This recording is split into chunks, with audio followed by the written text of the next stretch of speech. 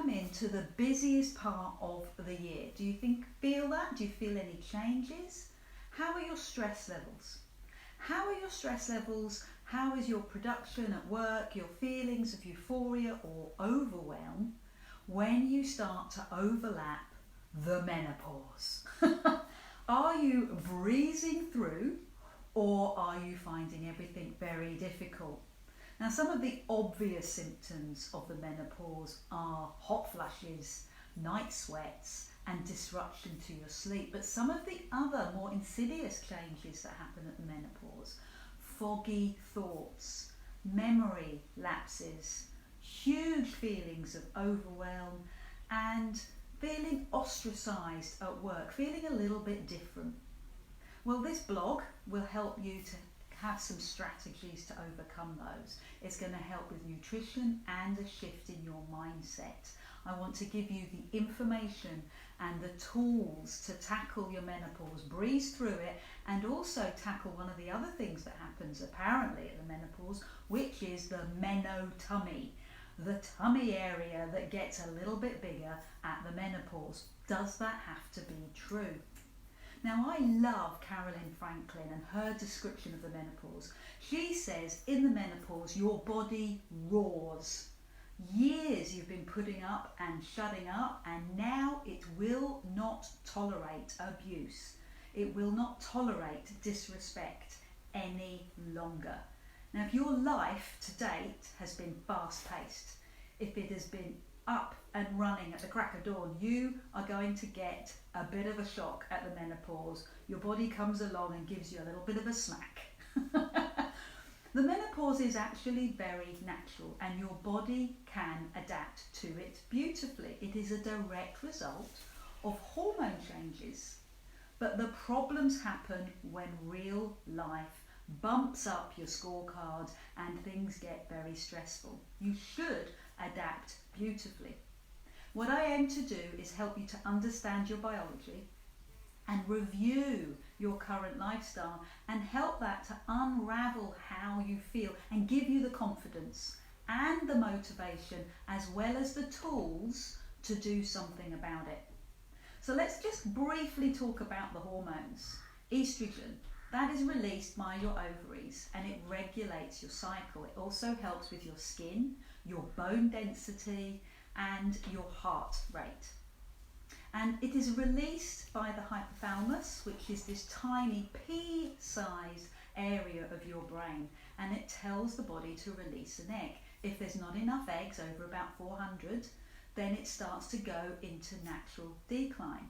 The hypothalamus works on a pre-programmed messages to release eggs. But the other jobs that this little area of the brain does is temperature control and heart rate. So when the menopause effect comes in and the ovaries stop producing your eggs, other things, other parts of your body start to take over. And if all things are smooth and calm, then this happens beautifully. But if your body is under stress, the other parts of your body can't cope. They're not working to full optimum function, and that is your adrenals. Your adrenals take over where your ovaries go into natural retirement.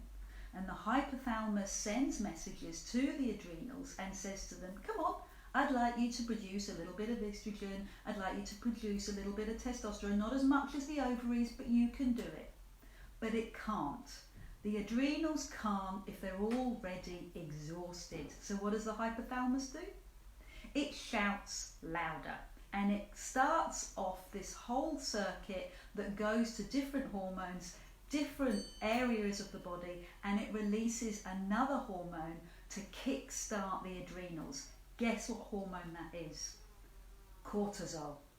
Cortisol, the hormone that we are working hard to reduce. Why? Well, if cortisol is in your body, it has a huge effect on your system. Everything else gets shut down. Your immune system gets shut down. Your reproductive system gets shut down. Your body can no longer shuttle glucose into the cells. It stays in the bloodstream.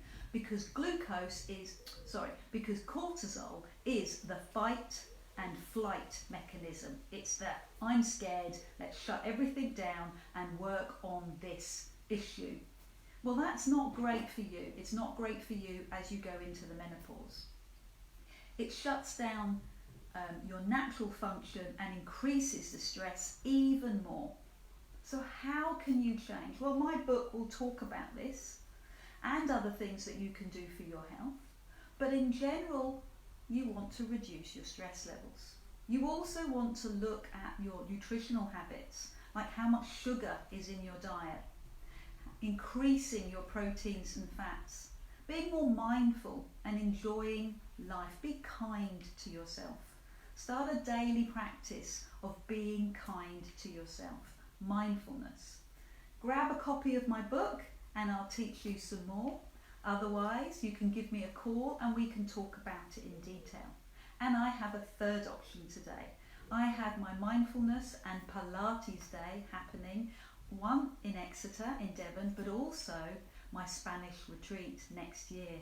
Join me. I'd love to see you improve your menopause symptoms and let me know how you get on. I'm Adele from Get Gorgeous. Bye for now.